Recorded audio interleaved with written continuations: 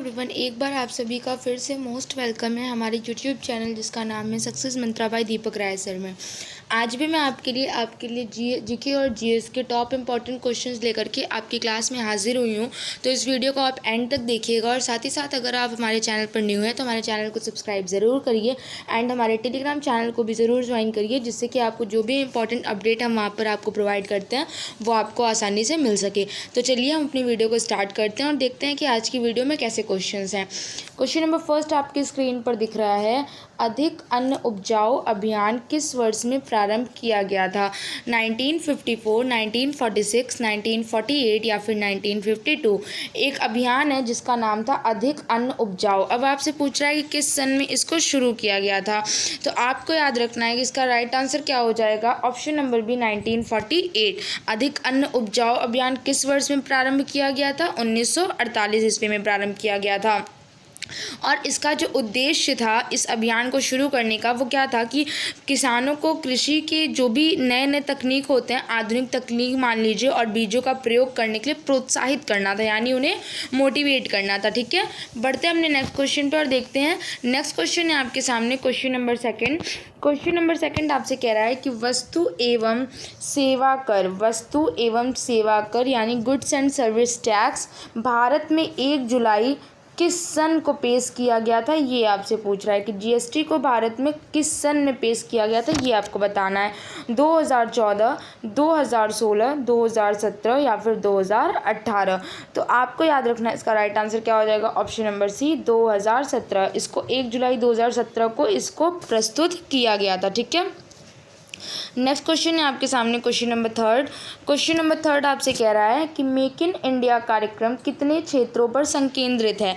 बात करें अगर हम मेक इन इंडिया कार्यक्रम की, तो पूछ रहा है कि कितने क्षेत्रों पर यह संकेंद्रित है, ये आपको बताना है। 15, 21, 25 या फिर 28।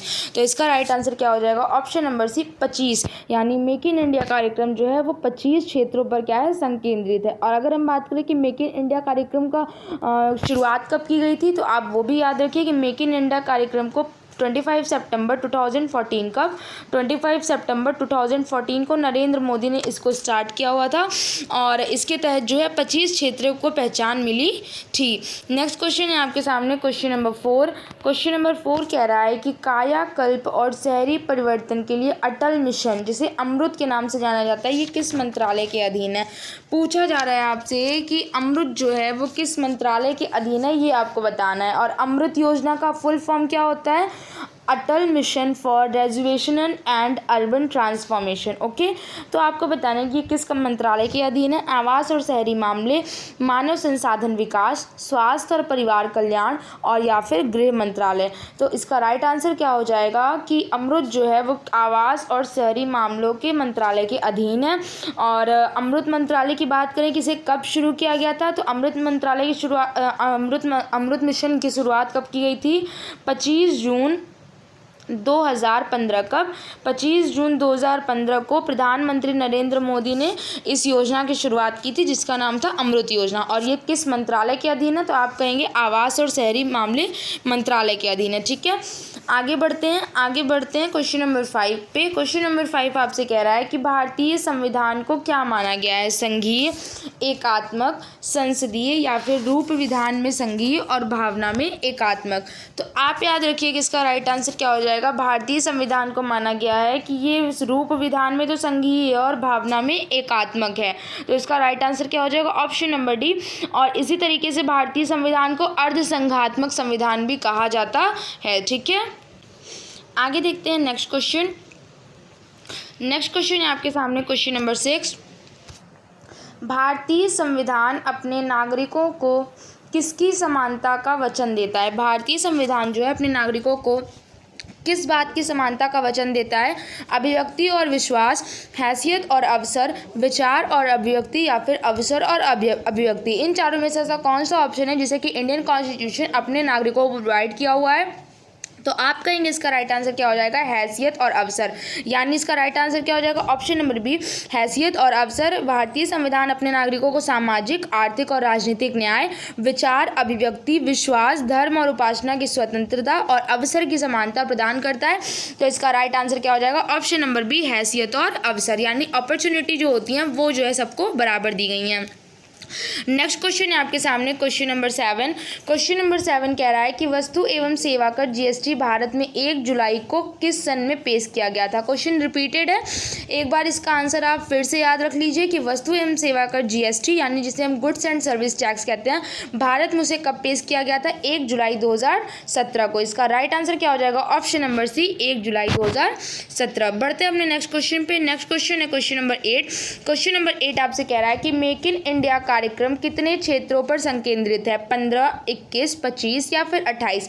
तो मेक इन इंडिया कार्यक्रम कितने क्षेत्रों पर संकेंद्रित है, ऑप्शन नंबर सी, 25 क्षेत्रों पर संकेंद्रित है। आगे बढ़ने से पहले हम आपको अनअकैडमी की तरफ से जो इन्फॉर्मेशन देते हैं वो हम आपको आज भी बता रहे हैं कि अनअकैडमी जो है वो इंडिया का लार्जेस्ट लर्निंग प्लेटफॉर्म है। एंड यहाँ पर आपको आपकी तैयारी को बेहतर बनाने के लिए जितनी भी बेहतर तैयारी के लिए फैसिलिटीज़ दी जा सकती हैं वो आपको यहाँ पे प्रोवाइड होती हैं। एंड अगर आप अनअकैडमी का सब्सक्रिप्शन लेना चाहते हैं तो आप हमारा ये कोड सक्सेस मंत्रा रेफरल कोड यूज़ करना बिल्कुल भी मत भूलिए, आपको 10% डिस्काउंट देखने को मिलेगा। साथ ही साथ अगर हम बात करें अनअकैडमी क्या क्या एडवांटेज देती है, अनअकैडमी क्या क्या फीचर्स प्रोवाइड करती है, तो इसकी जो सबसे खास बात है वो क्या है कि अनअकैडमी से आप कहीं भी और कभी भी लाइव और रिकॉर्डेड सेशन अपने ले सकते हैं। आपको यहाँ पर अनअकैडमी पर इंडिया के बेस्ट एजुकेटर से पढ़ाई करने का मौका मिलता है। साथ ही साथ आपको यहाँ पर बेस्ट करेस्पॉन्डेंस कोर्सेज देखने को मिलते हैं, अनलिमिटेड क्विजेस होते हैं जिससे आपकी तैयारी और बेहतर हो सके। स्टडी मटेरियल PDF फॉर्मेट में अवेलेबल होता है।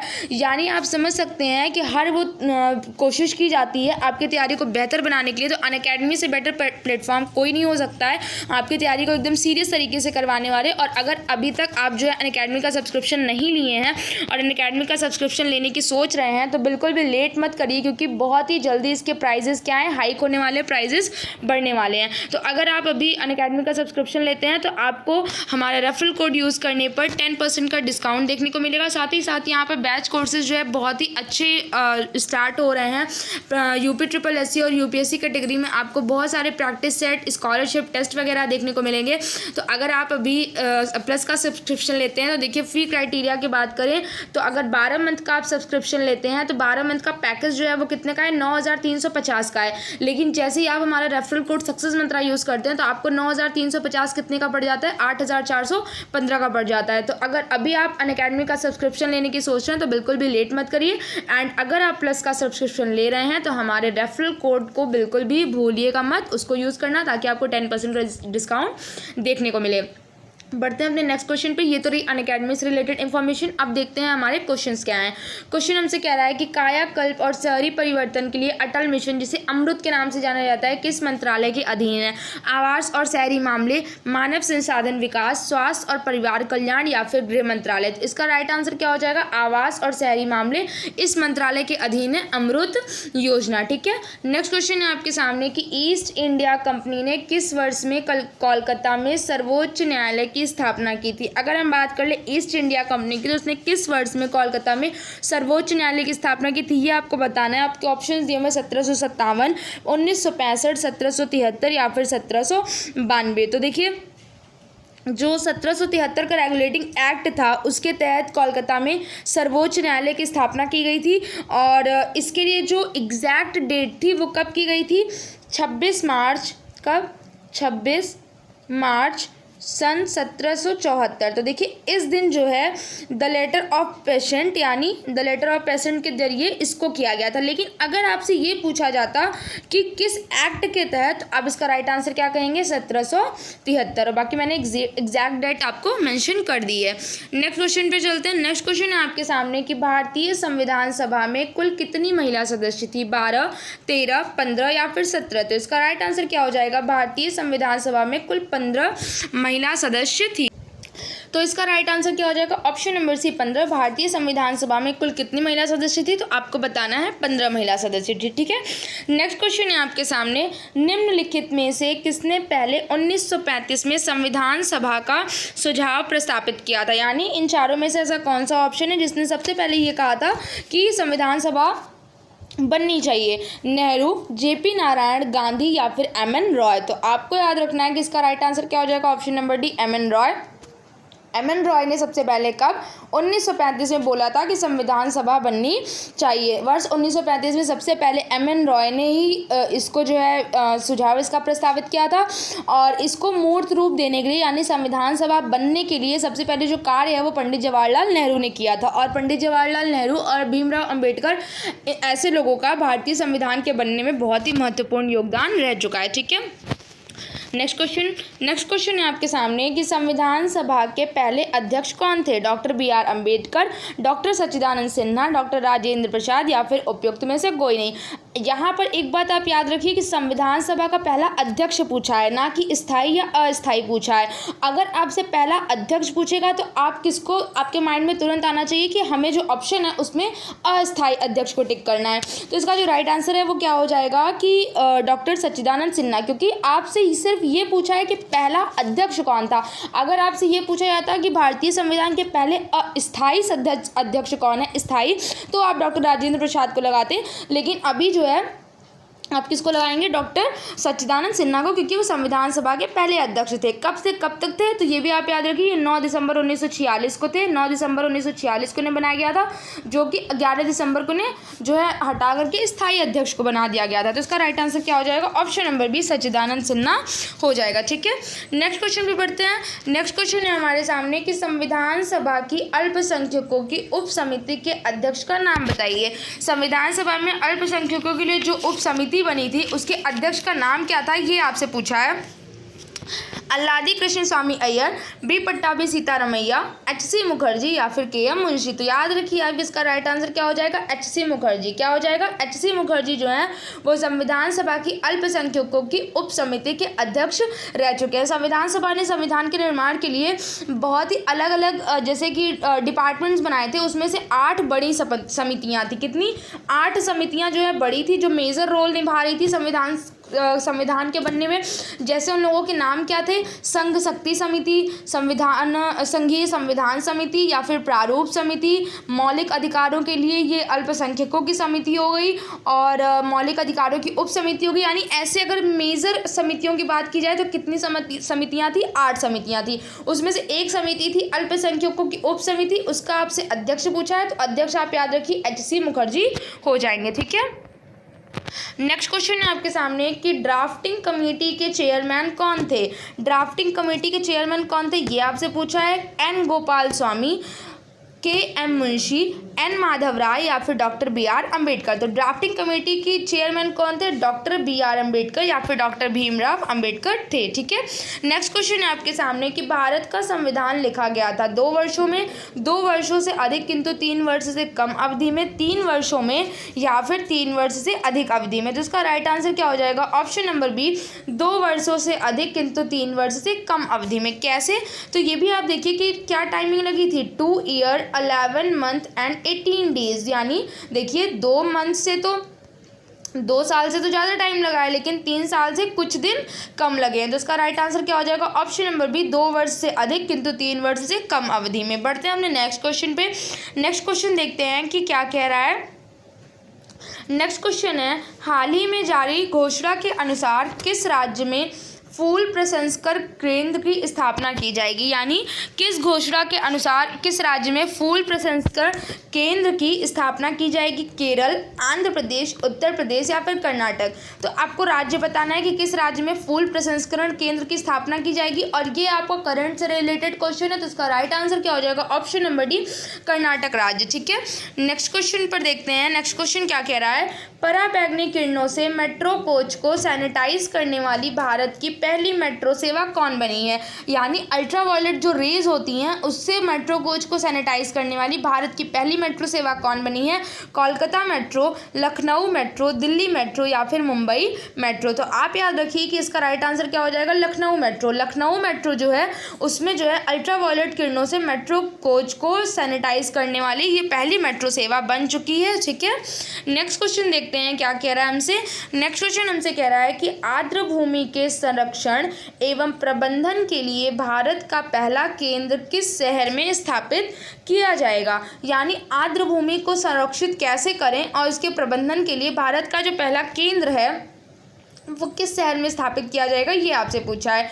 बंगलुरु, चेन्नई, हैदराबाद या फिर कोलकाता।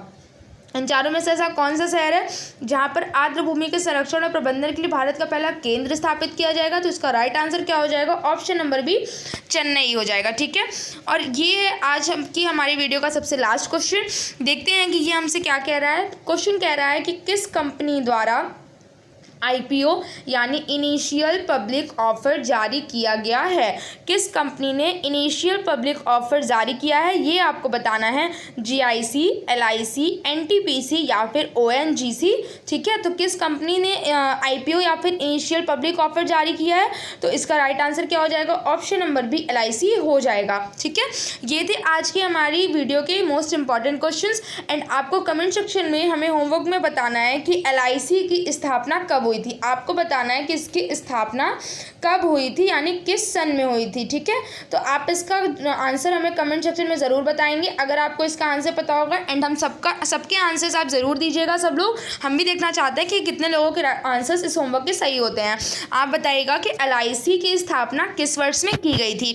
तो ये रहे आज के हमारे कुछ इंपॉर्टेंट क्वेश्चंस। एंड अगर आपको हमारी वीडियो पसंद आती है तो हमारी वीडियो को लाइक एंड कमेंट ज़रूर करिएगा। साथ ही साथ अगर आप हमारे चैनल पर न्यू हैं तो हमारे चैनल को सब्सक्राइब कर लीजिए। एंड हमारे टेलीग्राम चैनल का लिंक हमारे वीडियो के डिस्क्रिप्शन बॉक्स में है, वहाँ से भी आप जुड़ जाइए ताकि जो भी वहाँ पर हम आपको अपनी वीडियो की नोटिफिकेशंस और साथ ही साथ जो भी इंपॉर्टेंट अपडेट देते रहते हैं वो सारी की सारी चीज़ें आपको बहुत ही जल्दी मिल जाए। ठीक है, तो आज की वीडियो में बस इतना ही। Thank you.